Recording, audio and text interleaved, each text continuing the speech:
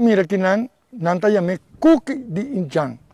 KUKI'INJJAN tá comida que indiana esta maneira sorte de pão bati, pero é muito mais nutritivo.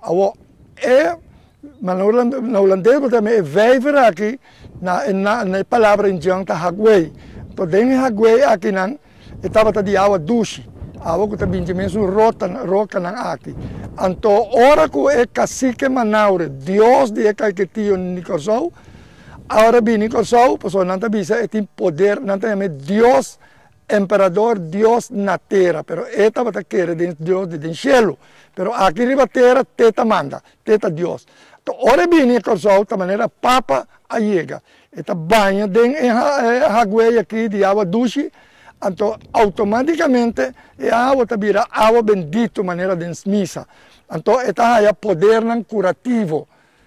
Então, hopi gente estava cura de enfermidade venérica, enfermidade de pulmão, hasta de coração.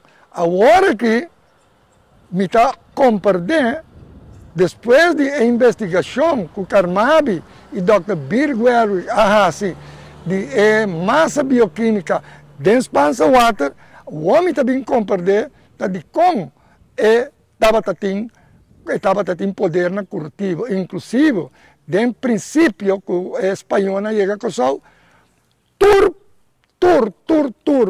tour marino around o mundo, ora não tem enfermidade, não está bem em Kòrsou, bem cura de G.